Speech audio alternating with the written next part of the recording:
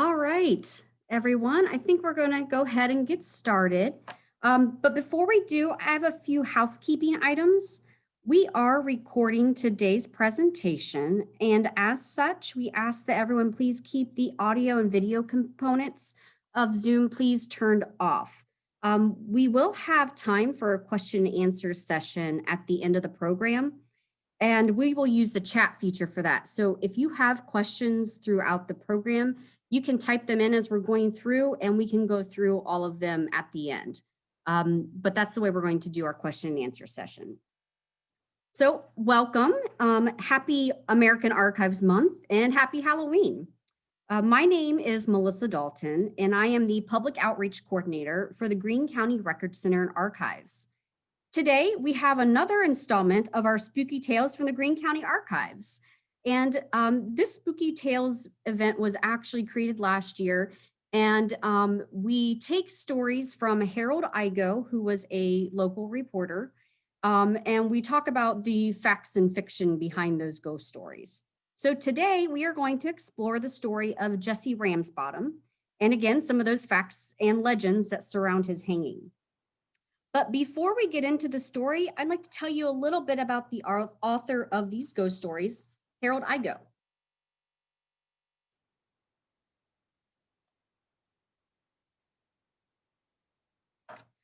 Harold was a native of Pennsylvania. He graduated from University of Illinois in the 1920s, and he served for a brief period of time as a newspaper reporter in South America, and then eventually ended up in the Youngstown area. He attended Yale University for 3 years, and he was awarded the theater department's Best Director Prize in 1933. A classmate of Harold's, Paul Trechler, became the theater professor at Antioch College in Yellow Springs, and it's believed that Harold actually decided to make Yellow Springs his home because his friend had taken a position here. Harold wrote a number of plays that were performed at the Yellow Springs Opera House during its heyday. And then during the 1940s, he wrote a series of ghost stories that were published in the Yellow Springs News. The ghost stories were based on real events and featured real people. These stories were published in 2001 by the Yellow Springs Historical Society as Haunted Houses, Spooky Tales of Yellow Springs.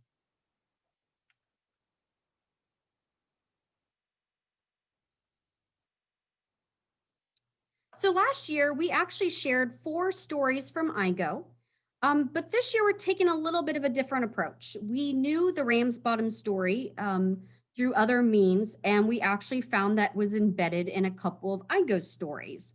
So we are taking those 2 stories from Igo and telling you those stories first, and then we're going to tell you the actual story.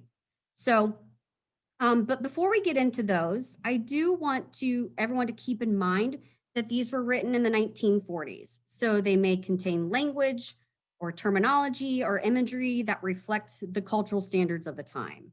So these terms, words, and imagery are not here today as an endorsement of those standards, but to tell the stories as they were originally written. And as I said, the Ransbottom story is embedded into a couple of Igo stories.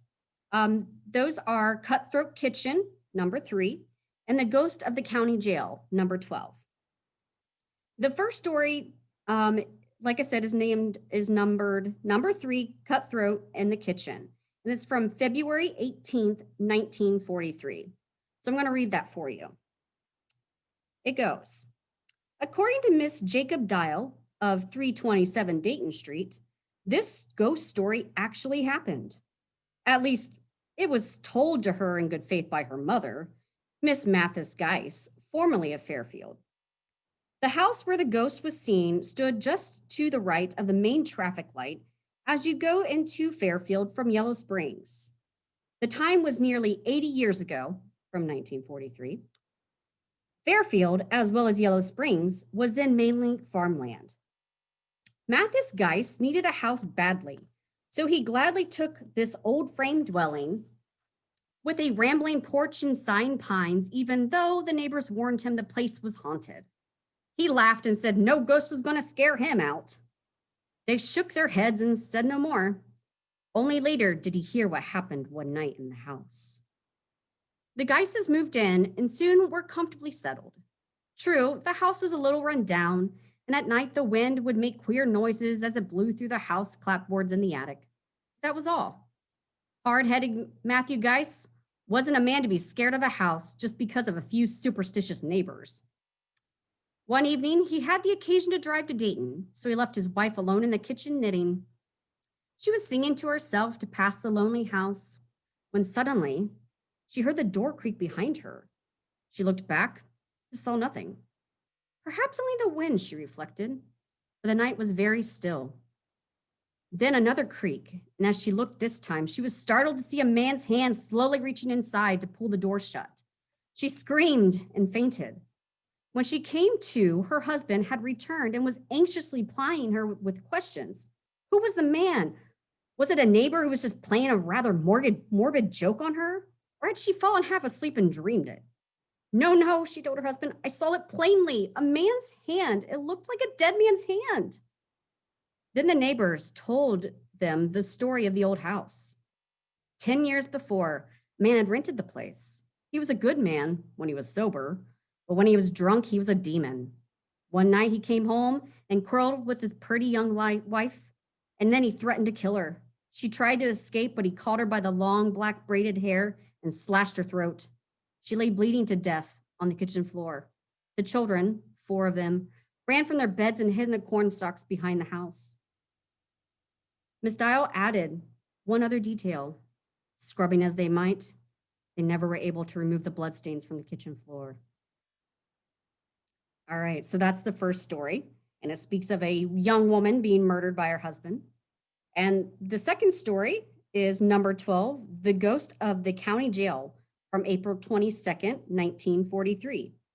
And it reads, here is a follow-up on the Cutthroat in the Kitchen, an earlier story in the Haunted House series. You may remember about a man by the name of Ransbottom who cut his wife's throat in the kitchen of their home in Fairfield, and who became the first man ever to hang for murder in Greene County. That was a long time ago, nearly 80 years to be exact. William Downey tells me his father attended the trial, which drew a capacity crowd at the courthouse. Farmers left their plows in the field to hurry to Xenia to see that fellow Ransbottom get what's coming to him. Doc Grimes, local physicians, hitched up the doc's rig and braved the muddy roads. They arrived a little early, so decided to have a look at the condemned man. They found him sitting in his cell. Oh no, he wasn't worried about the hanging, but he would like to have a good last chew of his favorite Cavendish tobacco. Doc Grimes took out his plug and stuck it between the bars. Ransbottom bit off a healthy chew and put the plug in his pocket. If you don't mind, Doc, I'd like to take this along. They might be a little short of Cavendish in hell, he said with a sardonic grin. Just then, in came a stranger, a big man with a starched bosom shirt and a windy manner. Where the blankety blank is that Ransbottom? He roared. Show me that son of a so-and-so. Ransbottom chewed his nicotine cut in silence until the fellow came opposite of his cell, and he let it fly. The tobacco juice struck the man squarely in the eye, and then ran all over his clean, nice Sunday shirt. With a bellow, the visitor grabbed the bars. Just let the bastard out and I'll hang him myself. They say Ransbottom was still laughing. We're going to end the story there because actually the rest of the story has nothing to do with Ransbottom. But if you're interested in hearing the rest of it, let us know and we can send it to you.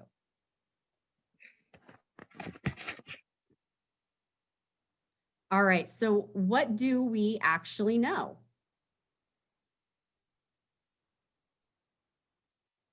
So, according to the stories, to learn the facts, we used a variety of records. That includes newspaper accounts, court records, census data, infirmary admission discharge records, and maps.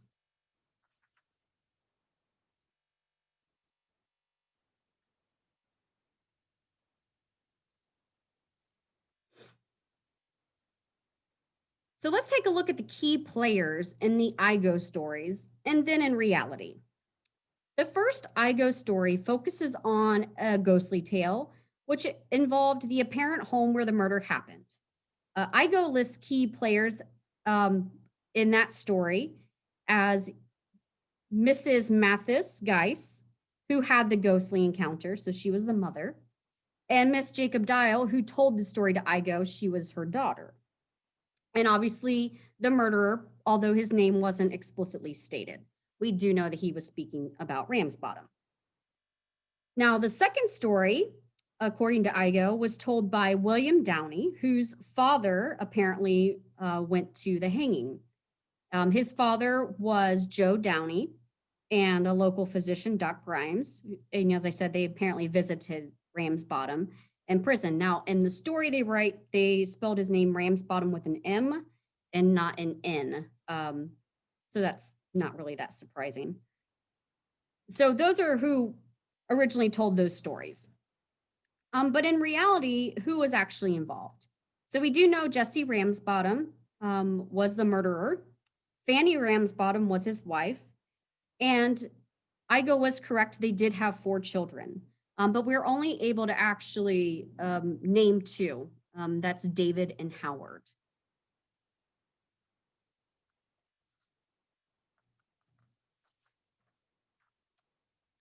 Now that we know who were actually involved in this story, what can we learn using the records? So to learn about the early life of the Ransbottom family, we focused on census records and newspaper accounts. So we learned that Jesse Ransbottom and Fanny Jenkins, maiden name, were married in 1927 in Virginia. Per family legend, as it was stated in the newspapers, Jesse had a history of, quote, episodes. He was abusive towards his wife, and he had attempted suicide multiple times. Apparently, all of this started after an accident while working in a coal bank, but it was never stated where he was working so we couldn't find out whether or not there was something that happened where he was working at that time. Now, in the 1840 census, we found the Ransbottom family were living in Muskingum County, Ohio. So the census record you see on the screen here, that is from the 1840 census record. And so this shows Jesse Ransbottom. And, this is before they started listing everyone. It just has the name of the heads of the family. So we have Jesse listed. And then there are 6 tick marks. So we know that his wife is there. And then there are 4 children. There were 3 boys and 1 girl. The family actually eventually moved to Fairfield, Ohio in Greene County just shortly before the murder.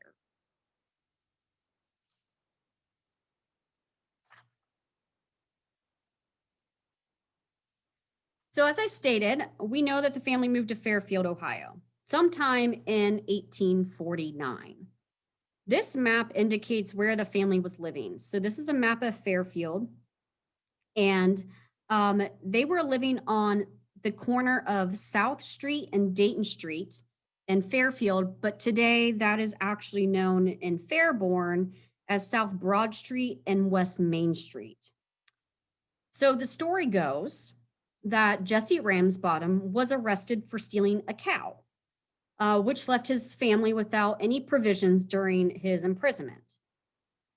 We had actually hoped to find records of this indictment for stealing a cow, but unfortunately, our appearance dockets don't start until 1853, which is just a few years too late. We also did look in some of our earlier court records to see if there was an index, but he was not listed. So it's possible that the charge never made it to the county, and maybe it was just held taken care of locally. So as such, the newspaper accounts were kind of vital into filling in some of the gaps. The accounts claim that the neighbors recognized that Fanny needed help while Jesse was gone, and they pulled together and helped to ensure that the young family and Fanny didn't starve. However, the family receiving the help and Fanny subsequently accepting the help angered Jesse, and he took it as an offense. And one day shortly after his release from prison or jail, Jesse's rage came to a head.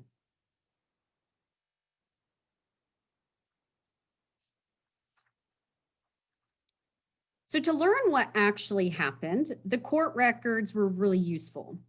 So we used the state records that we have here, along with the newspaper accounts. The Xenia Torchlight actually provided a full account of the court transcripts, including the eyewitness accounts. And we were able to obtain these records from the Greene County room at the Xenia Community Library.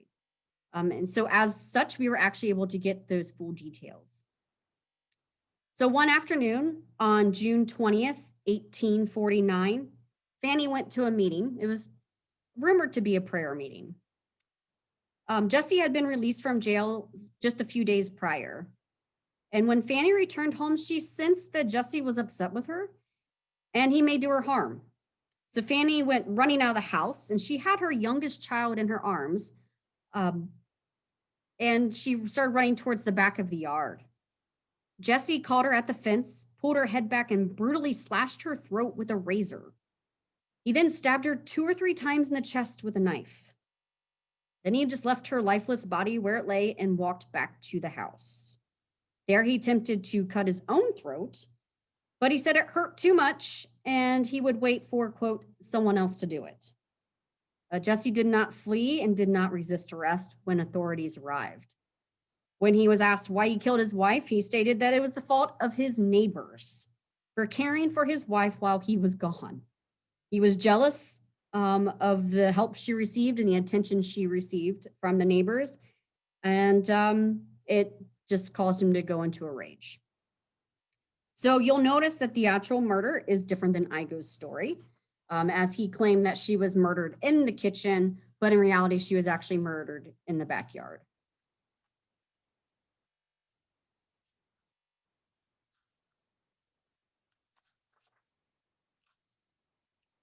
Jesse was arrested and housed at the Greene County Jail for almost 4 months before the trial began in October 1849. The state court records, and the newspapers again allowed a detailing of what happened during the trial.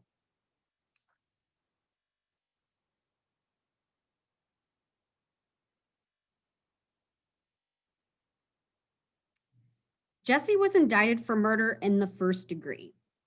As stated earlier, Jesse had known issues, and the family even called them, quote, crazy spells. Knowing this, it is probably no surprise to learn that he pleaded not guilty by reason of insanity. The newspaper accounts demonstrate that Jesse was examined by state doctors as well as an independent examiner. The examinations all indicated that Jesse was not ill or insane, but he was not a person of high mental capacity. However, not so low as to preclude a trial and sentencing. So as such, the trial went forth as planned and Jesse was tried for murder in the first degree.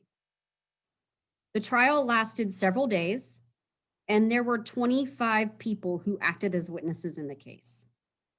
The Xenia Torchlight again provides a great resource for the trial transcripts as the witness testimonies were recorded in the paper. There were several family members that acted as character witnesses for Jesse. And again, there was a focus on him being ill and a man with a low mental capacity from his family members.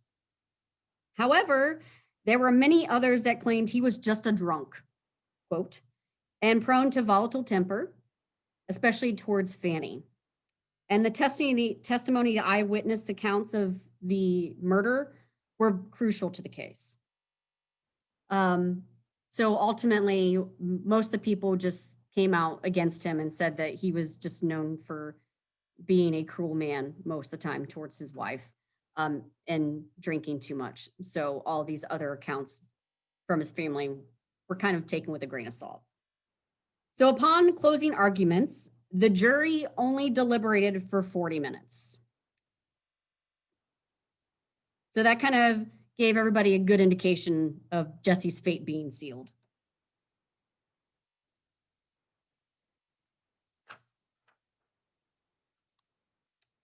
So Jesse was found guilty of murder in the first degree. And the judge ruled that Jesse be hanged by the neck until you were dead.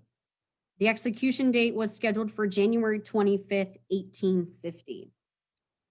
Jesse and his attorneys had 3 months until he would hang, and they continued to fight to have the sentence commuted due to his claims of illness and insanity. He denied any recollection of the murder and rarely made any references to his wife. Several attempts were made, again, to commute, but none were successful. The week of Jesse's scheduled execution, it's purported that an unofficial investigation, so another investigation, was conducted by was not conducted by counsel or law officials, and it took place to determine again if he was in fact sane. The claim was the court wanted to demonstrate that the public that they were not going to execute an insane man. Again, this individual investigation concluded that he had, quote, limited mental capacity, but not insane to any great extent, end quote. The newspapers reported that if there was any insanity, it was due to, quote, defective education, a naturally bad or depraved heart, and limited mental capacity, end quote. It is said that Ransbottom was confident that that his plea of insanity and the examinations would eventually get him released. However, as soon as he saw the gallows being constructed, the claim is that he resigned himself to his fate.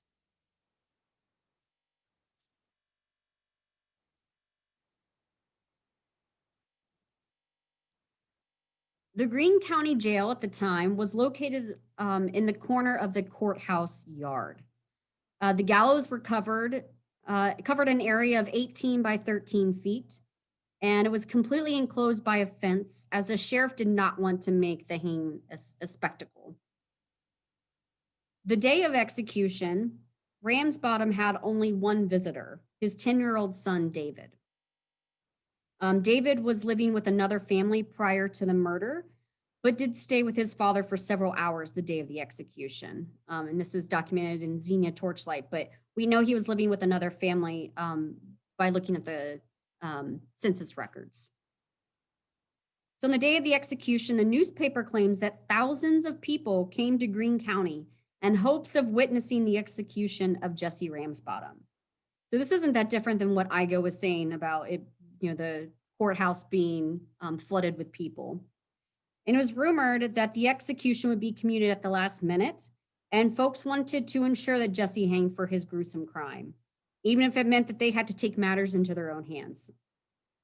However, the fenced gallows were heavily guarded, and no one was granted admittance. So this is a good indication, again, of whether or not people actually saw him before the execution. So I'm sure Doc Grimes and Downey, they may not have actually seen him in person, and nobody else was probably able to see him prior without it probably being family members. So since no one could actually witness the execution, there was a story that Mr. and Mrs. Rhodes, who lived across the street from the jail, they could see the gallows from their second-story window. So they told the gathered crowd that they would watch and notified the crowd of Ransbottom's death by waving a white cloth once the execution took place.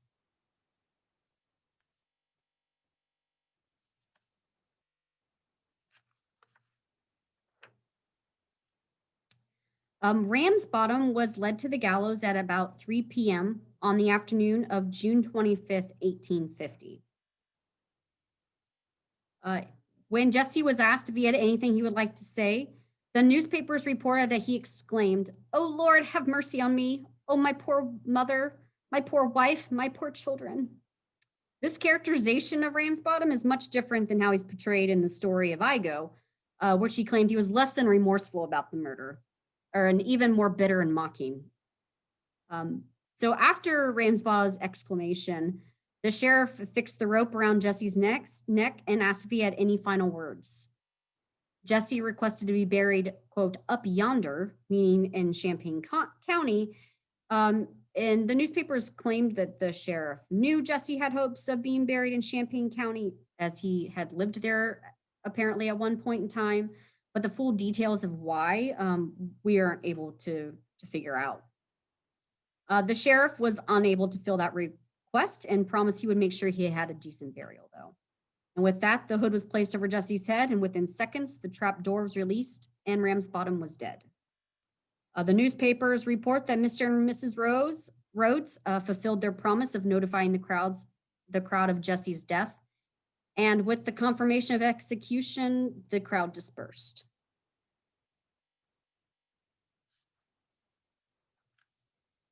The execution of Jesse Ransbottom marked the first and last legal hanging of Greene County. The news of his execution was widespread, and articles popped up in newspapers as far east as Buffalo, New York. And if you're like us, you were probably wondering what happened to the children. Like we said earlier, there were only 2 that we were actually able to learn anything about. And those were David and Howard. What I can tell you about Howard is he eventually moved to Miami County and got married. However, when the Civil War began, David joined the Union Army. He was captured during the Battle of Chickamauga in September 1863 and died on March 17th, 1865. And he is buried in the Loudon Park National Cemetery in Baltimore. Now, the only other child we were able to find is Howard, who was merely a toddler when the murder took place. And we actually believe he was likely the child Fanny was holding when she was murdered because of his age. Just 2 days after the murder, Howard was admitted to the Greene County Infirmary, and he spent the rest of his childhood and teenage years in and out of the infirmary.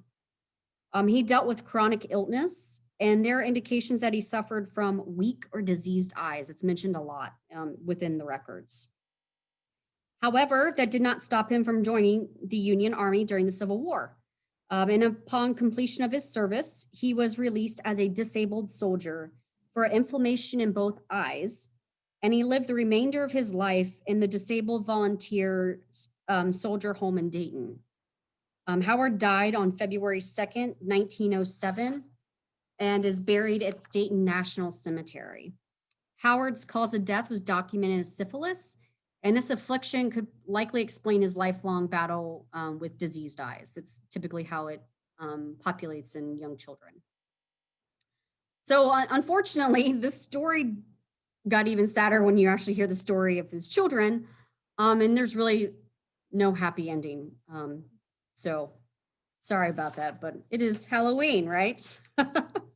So we want to thank you for joining us today. We hope you enjoyed listening to our ghost story and learning a little bit about this murder in Greene County that ended up in the only legal hanging for our county. If you have any questions, well, first I would like to say, if you want to learn anything about us, we have a lot of different resources through social media. So we have our website. We have a lot of links to our records there. We do a weekly blog post, and actually we did cover the Ransbottom story in detail in a 3-part blog series a few years ago. We have a Facebook page that we're very active. We have a Twitter account. We use Flickr for a lot of our records online. We have an Instagram account and YouTube, and a lot of our videos that we do and programming that we do, they are usually recorded, and we put them up on our YouTube page, so you can find it there. So I would like to now open it up to any questions people might have.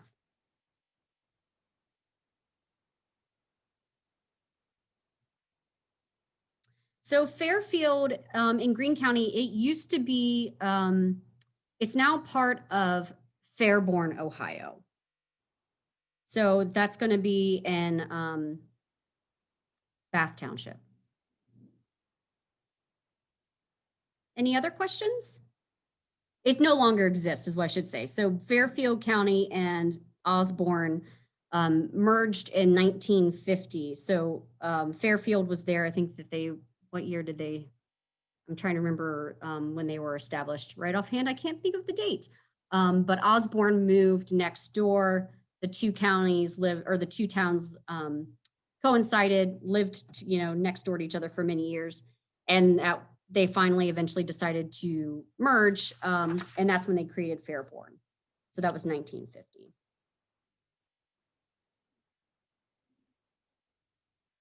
So the gallows were actually in the courthouse square. So the courthouse, it's the same location where the courthouse is now. It was just in their courtyard.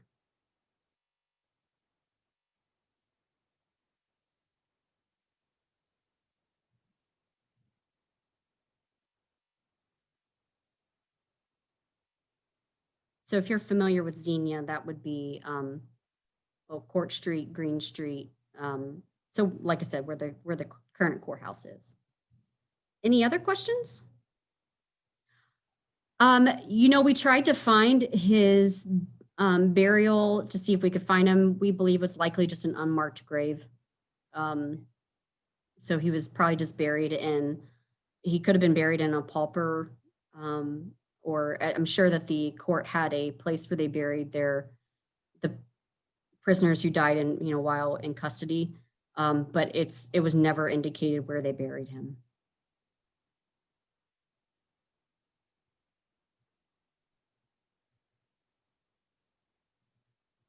You're welcome. Any other questions?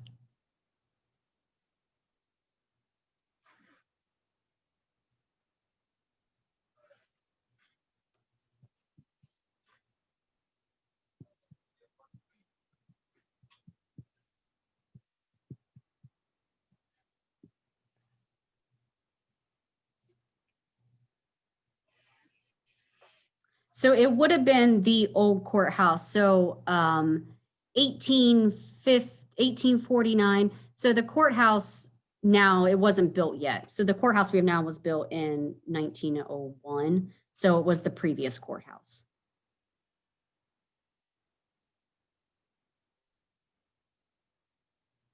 It was still downtown. So the previous courthouse, it's all close to the same location that the new courthouse is now.